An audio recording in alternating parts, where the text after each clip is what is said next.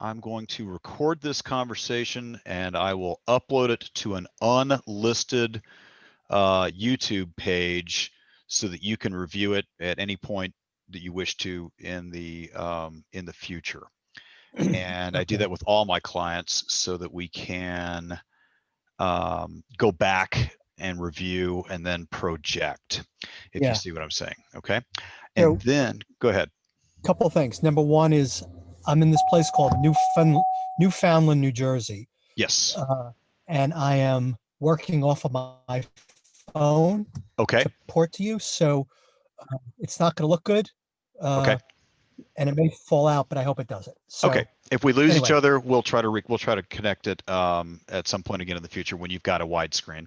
But I'm going to pull you up real quick, and why don't you give me? I know we discussed this last week when I was at work, but go ahead and give me an overview of your history and where you are and where you'd like to go with Xert. Sure.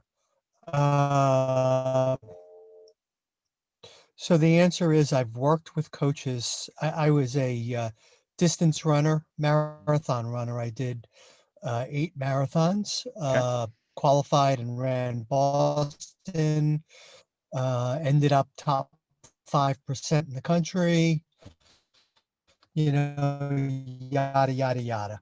So what happened was I started creating some really bad back pains. And as such, I needed to find something else to do, the bike, which was a push for me because I loved marathons. So I started riding just for fun for a while and then commuting. And I saw CRCA racing in the park and I said, hey, maybe that's something I want to do. So I reached out to Mike Sherry, who was my fitter at the time, who fits in Wobble Nut, if you know the technology. I'm very granular, so and linear, so hopefully this is good for you. This is all great. This is wonderful because I've had a love relationship with the Wobbenot guys, with the Wobbenot guy, and I wish he could have taken it to another level, if you know what I'm saying. He did, and then he didn't, and I've actually tried to buy his book more than once. Betamax and VHS. Yeah, exactly. Oh, really? So but it's like Betamax and VHS. It's like Betamax and VHS. Betamax was the better technology.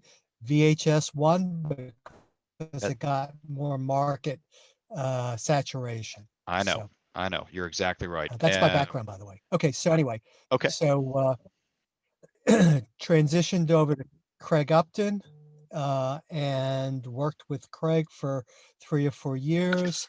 And then I bounced around through a couple of other coaches, a local guy by the name of Ken Lundgren, if you know that name. I know Ken Lundgren, yeah. And then I ended up, because of my team, we had a relationship with Peter and transitioned over to Peter. Okay. So I've been riding since about 2005, I want to say. I'm an okay racer. I made it in the CRCA world.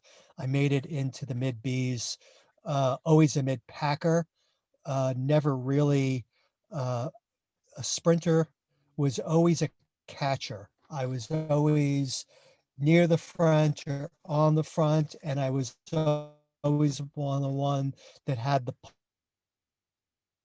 punch to bring back breaks. So that was my contribution to the team. You were a bridge expert. Now I'm 63. Okay. And yes. Yeah. So in any event, what happened was about 4 years ago, I got clipped by a pickup truck and ended up having to have my shoulder totally rebuilt. And as a result, it took 2 years for me to come around and be able to stabilize on a bike again. And it also made me very skittish for road racing and Peloton racing. So I decided to just train and kind of get some discipline back. And what Peter said to me is that your background in marathon running actually equates I lost that part. I lost that part. Hang tight. way to time trialing. Okay. Time trial. Got And it. what, look, I didn't really, sure, I lost you. So time you trialing. you said So time trialing. Yeah. Okay. that's Got it. kind of where I'm sitting right now. My wife was diagnosed with, okay, so my wife was diagnosed with cancer back in November of last year. Okay. So coming off the shoulder injury, coming off COVID, coming off my wife's stuff, I've spent most of the time in the basement just training and doing Zwift races, mainly time trials and uphill Alpe d'Huez races Hmm. on a fairly regular basis and with fairly good results. I went from a level D to a level B in less than 2 months. And I tend to really like those. I tend to really like the uphill races, and I like picking off people and passing them and going. Hmm. So so that's that, and that can only go so long until you start getting bored of Zwift. Right. So a guy that I train with or ride with on occasion, and by the way, I train by myself. I don't ride with a pack. I don't group ride. I I'm in sales and I use the time on the bike to clear my mind and almost meditate. I don't listen to music. I don't do anything. I just kind of do my workouts. You tell me to jump, I ask you how high, and I do Great. I appreciate that. it. There's So there. that's what I had going on with Peter for, Go ahead. you go ahead. Okay, I was just going to say, Oh, okay. I So, like bike therapy. Okay, I do. And when I taught in my studio, I had to provide visual and audible distractions, and I never enjoyed doing that myself. I liked listening to the velocity of the air as yeah, it entered and exits my lungs, and I liked listening to my pulse in yep, my ears, that kind of thing. absolutely. It And I was like it was the good therapy. smells and Hmm. yeah, and I love the smells, and I love the fact that I don't have to talk because that's what I do for a living is I Exactly. talk all the time. This is my meditation time. Good, good, And so good. I don't care if I'm on a trainer, I don't care if I'm outside, but while we're discussing that right now, there is this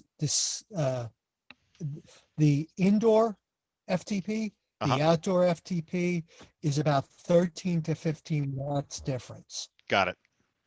And I'm assuming the So I don't indoor know is if you notice lower. that regularly with people.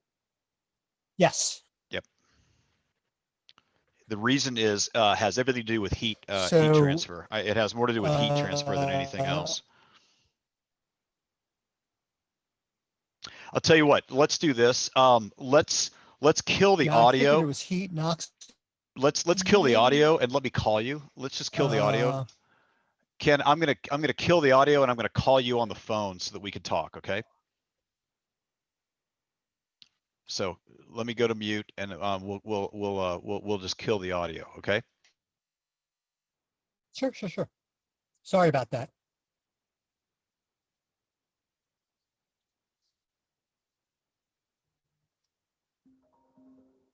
Hello? And we can still use the video for screen sharing Yep. for the visual stuff, things Good. like that. And so where I know that we've had a year from hell. You've been stuck indoors.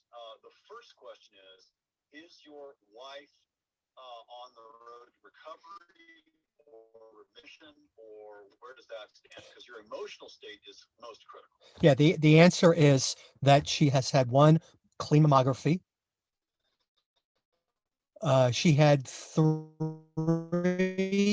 different three different cancers, but and they were tiny. One was 2 millimeters, one was 8 millimeters, and another one was like 3.5.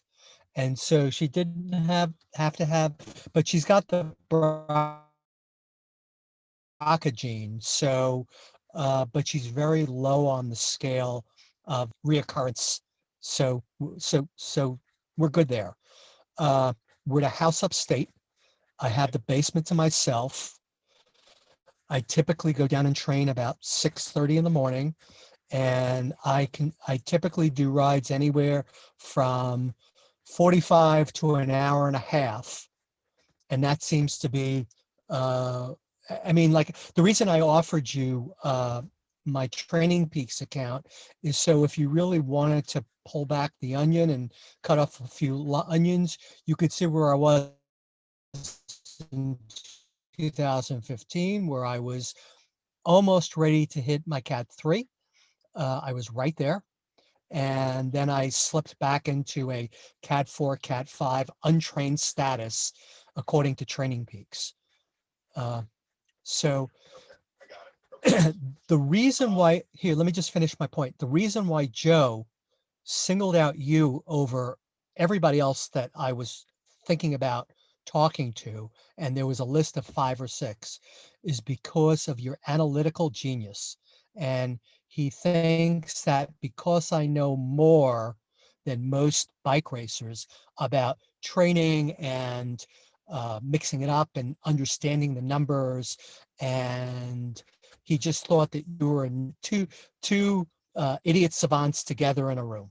So, so, so that's why he paired us off. So, and I've been using Xert for a week now. And if you were to look at my schedule and look what I've accomplished and look what my mix was, I kind of did everything you asked me to do.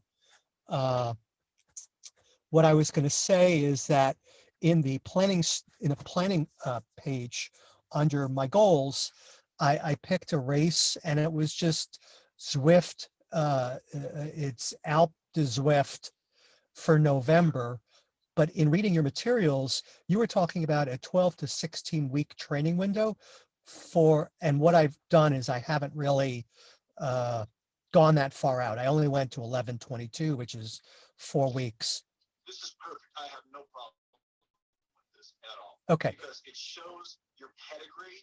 It also shows your recent activity, and it shows, what I look at this as is it is an exercise to see if this is going to work for you. Good. And when we look at this, go ahead and start looking at your screen here and there. Yeah, I am. You'll see that, again, 6.5 to 7 hours of cycling per week is imminently doable. If we take you from 230-ish to 250-ish on the indoor trainer, that is imminently doable. Right. And we're looking at an aggressive improvement rate, which again, given your pedigree and your determination and your consistency, is all continually doable. Good. And the one thing I would say is that the time trialist setup, and here is why. We go to your account settings. Yep. And we look at the athlete's type. Do you see how gradual the power duration curve gets outside of 10 minutes? Yes. And what it shows, and this is just my own perception over the 4 or 5 years that I've been working, intervals that it gives don't adequately pull the entire signature up. And so if you set yourself to be a 1 hour time, and then all of a sudden you start looking at the recommended workouts, they're not that hard. Well, they're hard, but they're not like the razor hard. Okay, well, and you got to do some of that. Right. Okay, you got to. I'm not saying go out and do the stuff like I do, which is putting my focus after 2 hours inside of the 2-minute range. That's me being me and just acting like a fool just because I know I can do it because I have no agenda. But somewhere along this curve, this slip and slide between the 4-minute and the 2-minute window is where I would argue you would be better served, simply because the recommended intervals and focus will pull everything up. It'll pull your LTP up, it'll pull your FTP up, it'll pull your HIE up, and you can use those when you are outdoors or when you are doing a controlled indoor race to dip into, so to speak, or your box of matches. Right. So that's just a personal thing. Yep. Like, I've got this poor guy, I love him to death. He likes to do 12 and 24-hour races. And again, we initially set him over here at the triathlete thing, but we did not follow any of the recommendations. Right. He still goes in and does an Equinox spin class once or twice a week. Yep. And I still have him setting up for about a 5-minute focus when he's in there. And guess what? His LTP is now at 252. His Wow. FTP is 320 plus. Wow.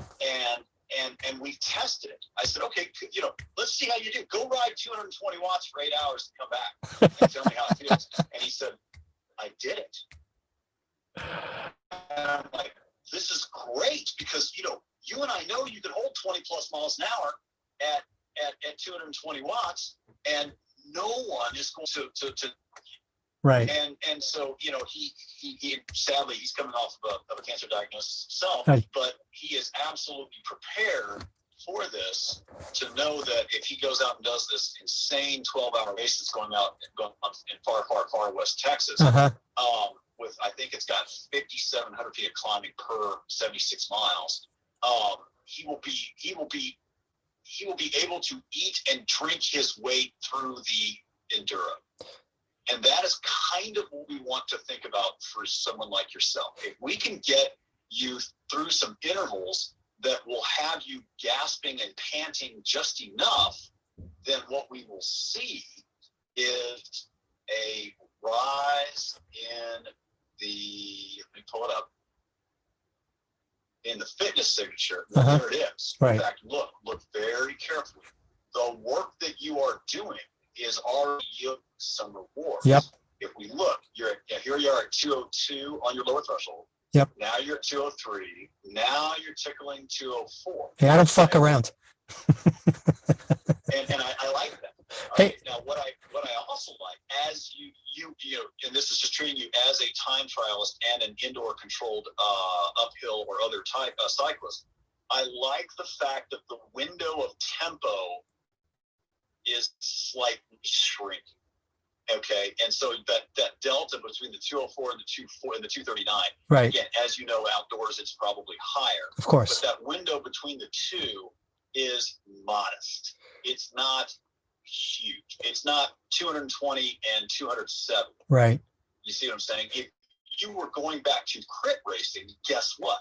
It would be that way. Yeah. Because your HIE would be growing into the 20s and perhaps even the low 30s. That is what you depend upon, right, when you are pursuing the infinite acceleration model of competitive cycling. Richard, However, do me a favor. Hit the goals for a second. Certainly. Now, if you look at this, no, maybe it's not. Maybe where's the one that has the circle with all the different rankings? Oh, yes. Do me a favor, go there. Rankings. There we go. Okay. So if you look at GC Specialist and Climber, that's where my two areas are the highest. If you look at Time Trialist, you'll see it's the lowest. And power sprinting, because I don't really sprint a lot. My question to you, and you kind of beat me to the punch, is am I in the wrong area? Should I really be under a climber or GC specialist so I get a taste of everything? I believe that, and again, I love the spider web, but I think it's a slight misconstrue. If we plug you in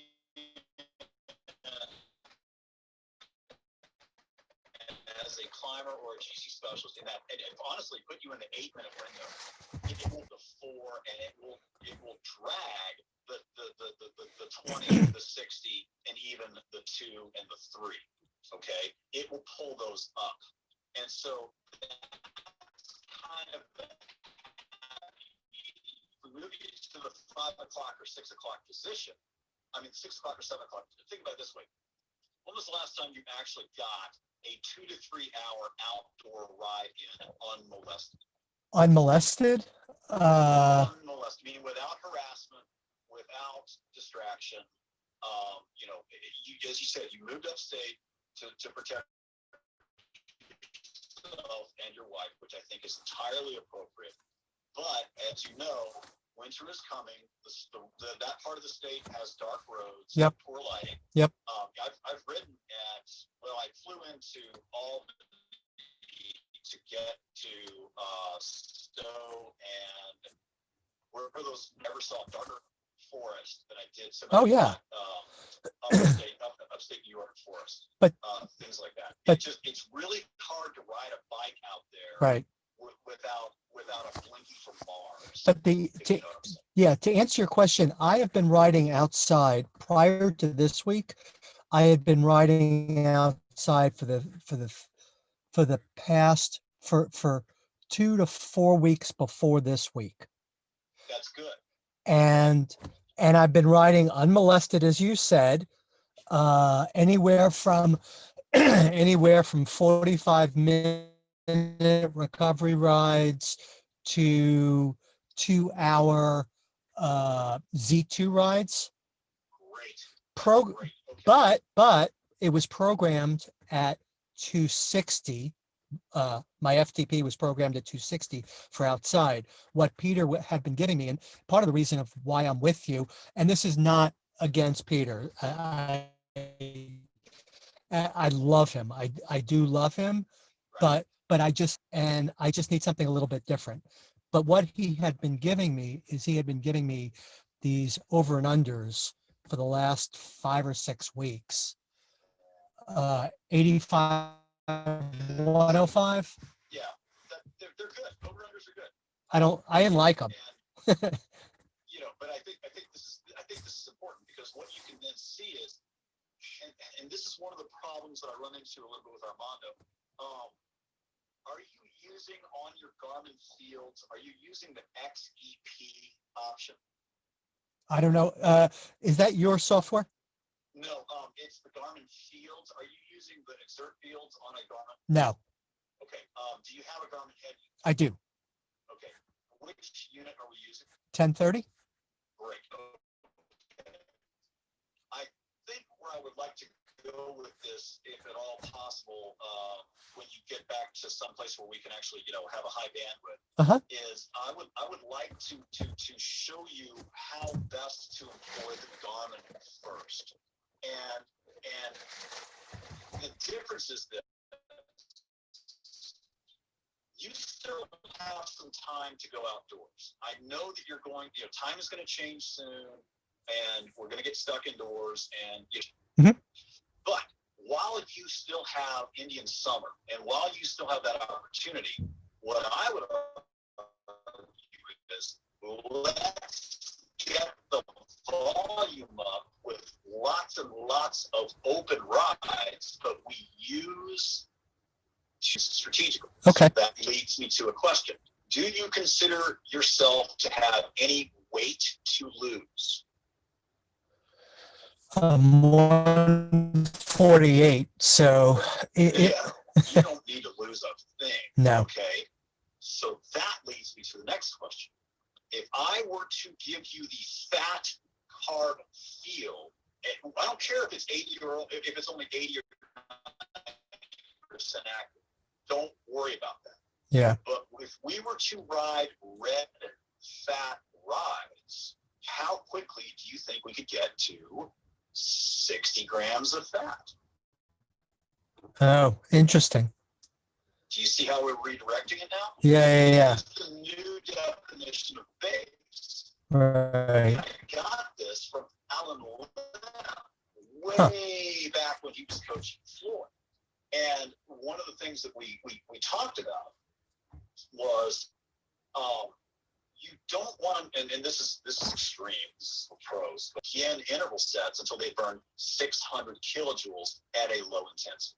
Because that was how they, a stage race, that's how they would profile a ride. Okay, right. We're going to go, basically 600 kilojoules is 500 plus, it's 500 plus calories. Right. And you're it's the hour that you take to roll out. Okay, and this is completely with GC specialists, doing things. And of course, I never dealt with anybody who had more than 4 stages to a race. But the idea was go burn some carbs first, or no, go burn some fat first, get a little fatigue into your legs, and then go try some intervals. Well, we ain't got time for that, because that's going to eat up a whole hour. But on your outdoor days, just time it.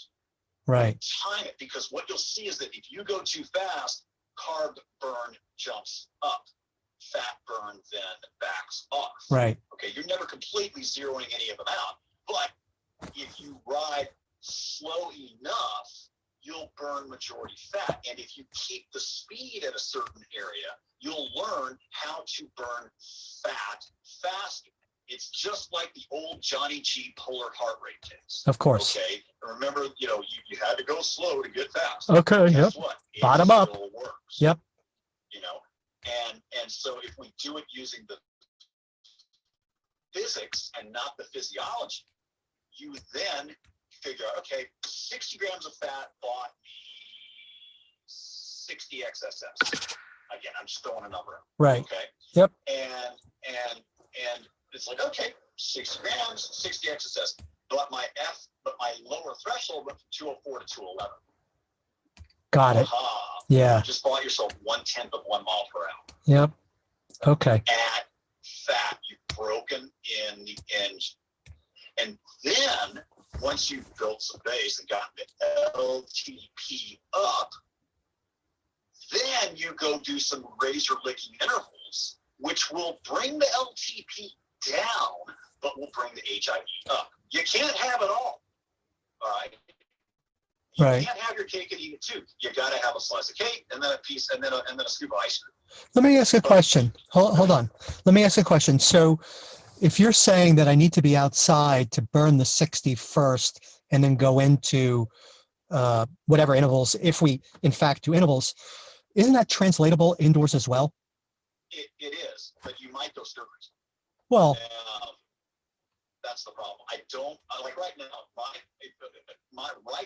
My goal for the day is 40 XSS at very low intensity. Well, I can handle 40 XSS at low intensity, but when it asks me to do 177 XSS at low intensity, ain't nobody got time for that. how much time is that? You and I have lives. We're not Right. professional athletes. Neither one of us is getting paid to ride our bike. Believe me, I never did. And so, I would say, okay, well, you know what? I'm going to go do this at 12-minute focus instead of an infinite focus, because 12 minutes is aerobic enough that I can still get some intensity and get the points I want to keep the volume up. Does that make sense? Yeah, no, it does.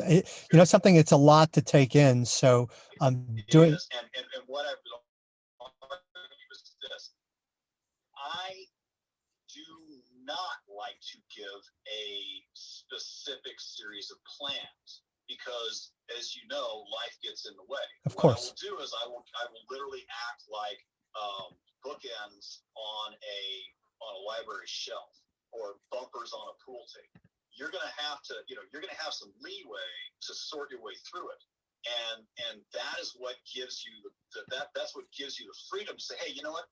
I had a good day. I felt good. I got 8 hours of sleep. I went out and got 140 points in outdoors. Bravo. Yeah. I am not going to knock anybody for that, because we'll plug that into the scheme of progression. Right. Okay. Or if we say, you know what? I didn't have much sleep. I lost out on a sale, or my battery died on my crank, or whatever the excuse du jour is. Guess what? That's okay too, because we will bookend it through deduction, Right. not induction, and we will then say, okay, how do we increase this and go back, or how do we deal with failure? If you read my blog, I had a shitty workout on Thursday. Okay. I failed miserably, and I had to realize, big deal.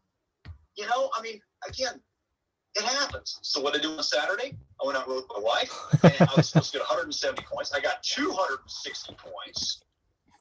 And I had one of my best days on a bike. And in fact, that's what I'm blogging about, is how to be epic, how to have an epic day. Because chronic fitness, which is what you are showing, by the way, if you look at your progression, chronic fitness in doing, okay, you have got a very, very good level of chronic fitness. The only reason that this black line is not flatter is because we have not incorporated empirical data from 2015, 2016, 2017, 2018, 2019, or whatever. Okay. And so as you gain data, that will either go up or go down. Now, it's what you do inside of that plateau, which is relevant here. If we look at the stress line, remember, this is a rolling 22-day average. Your aerobic capacity is way too much of your profile. Okay, I want you to think about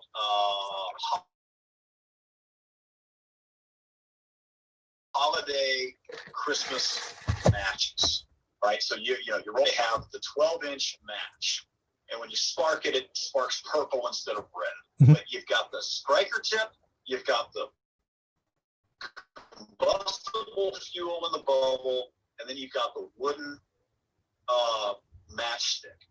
And when we're over here, those are nothing more than a book of paper matches that you could pick up at a casino. But over here, these are the wood matches that you can buy by the hundreds or the 500s when you're out at a campsite trying to light a fire with toilet. But over here, you're starting to get a Christmas match. Okay, you are an aerobic beast. What I would do is I would begin to incorporate a little bit more of those wet weather matches that have a longer series of fuel. So we would add some purple razor licking intensity on the course of the day. Okay. Does that make sense? Yeah, it does. And it's funny that you bring that up, because if you were to look at yesterday's workout, which I'll give you I'll the. go right in just a second. It's higher ground. Yeah, I shit the bed on that like it was nobody's business. Okay. And I'll tell you, it's funny because over the years you kind of like learn where your deficiencies are, and mine tends to be holding power of 220 to 260 for extended periods of time. I can punch out 1-minute pieces with 30-second recoveries for an hour, but I can't just do a constant build of X to Y without falling to shit. This is boiling the frog. Yeah. And this is a mental game as much as it is a physical game. And if you look at your HIE. It's not that big. Right. Your HIE is only 13 kilos. And again, this is where I get so frustrated with Armando. I introduced him to Dr. Chung. I brought him Greg Steele, or Scott Steele. Greg Steele's a coach that lives in Utah. But I tried to introduce him to Nathan Townsend, who is one of the premier researchers on W prime. And the fact of the matter is this: you're still doing anaerobic things even though you're below your threshold, right? Theoretical threshold, right. And it hurts, and it ends up boiling the frog, and you fail. Of anything like this is, I would say, okay, we know you can do 60 seconds at 240 watts. All right. So we will do a 4 to 6 week progression where we every week add no more than 10 or 15 seconds to the interval. Okay. That is adaptation.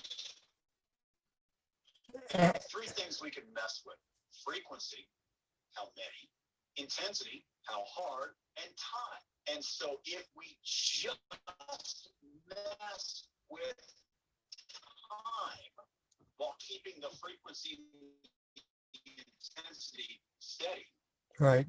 then we are accomplishing something. To worry about this. It hurts now, but man, I got my 10 seconds in. Especially that's better than 60 seconds. But if I go out and give you a 4-minute interval at 240 watts, you're going to blow up like Huey, Dewey, and the Louie. Well, it's funny because the way that we got to the over and unders, Richard, is because he gave me 4x6s at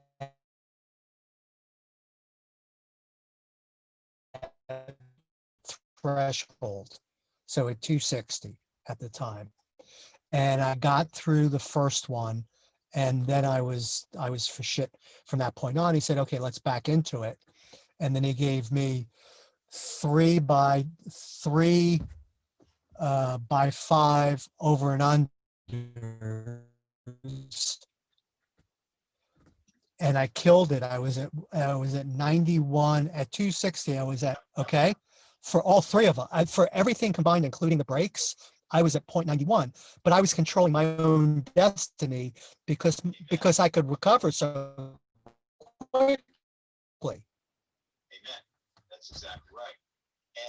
And I would argue that we are actually better going to almost 0 watts for about 30 seconds or even a minute, and then tempting them again. Okay, that is literally, if you think about how a road rolls in the real world. Let's go look at one of your outside rides. All right, and I learned this from Friel a week ago. And did we ride this one indoors or was it outdoors? You notice all my rides are Grateful Dead titles or tunes. That's right. Lyrics. Okay, now remember, this is a rolling 5. Yeah, there we go. So let's just look right here. When you start to roll into this stuff, what you'll see is, you see how just when you zoom in, it gets a little more stochastic. Yeah, of course. Okay. Well, that's why Armando went with a rolling 5-second average, is that it sort of smooths that shit out. And that's why, I like to use a rolling 3-second average. But if you just use a 0-second rolling average, you basically, it looks like the Santa Monica earthquake charts. Right. Okay. Even on a perfect road, you're high, you're low, you're high, you're low, you're high, you're low, or you're coasting and other things like that. Don't worry about it, because the heart still beats. Your metabolism is still pushing. And over time, and again, that's a rolling. It really should be, if you're looking at metabolism, like a rolling 25-second average. You're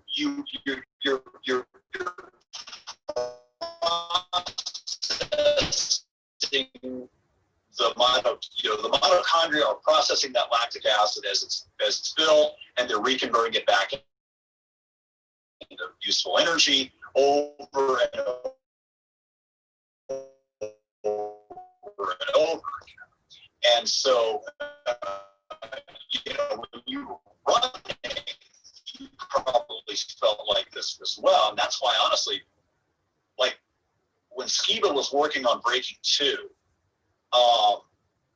race course they possibly could find, and they did it in Monza in Italy, whatever that Formula One course was. I mean, it has a vertical rise of 8 feet. Yeah, it's like Chicago. And Berlin, when he finally did it, yep, is a world. Right. The real world has geography in it, and that's why you need to think about how do I spread seconds at a time, because that literally translates down to 20 revolutions. Yep. What I was going to tell you is, going back to our original conversation about which one to choose after shitting the bed trying to, I just think that I'm probably better off choosing a different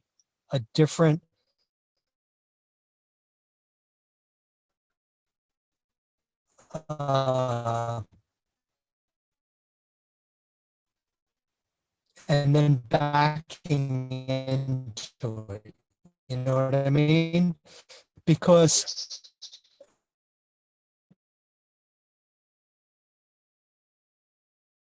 this has always been an issue that I've had throughout my entire cycling.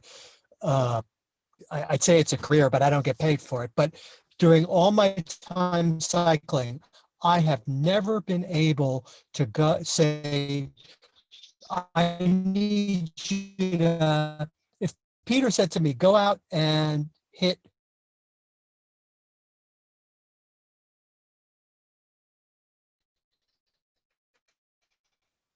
205 to 226, which is my tempo, I can go do that for 2 hours. I could do that for an hour and a half. You know, as long as I can control my destiny, adding watts, reducing watts, but if he said, I want you to go out and not where I should be sitting right now, because I should kind of back into it. I shouldn't experience to do time trials as well as sprint, as well as climb, as well as everything else. You look at Jens Voigt. Yep. Jens Voigt, you know, he was a bus that he won were breakaway. Yep.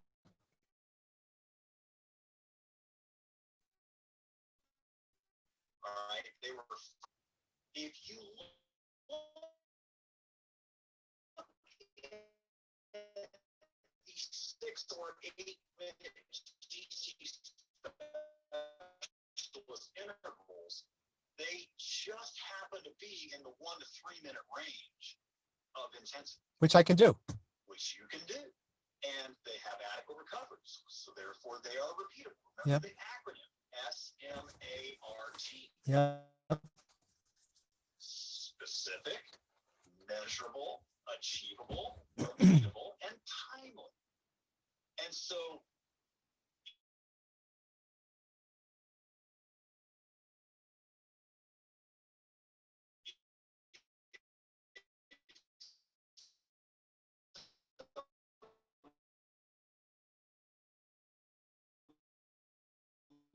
amazing what doing 2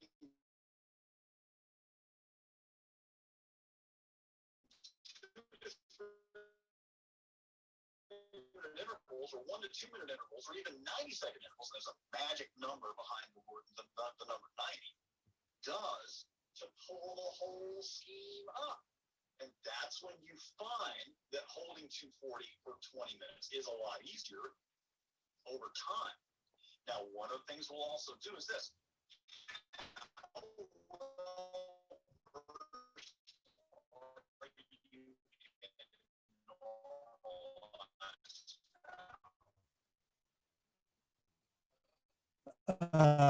In believing the concept of it or not?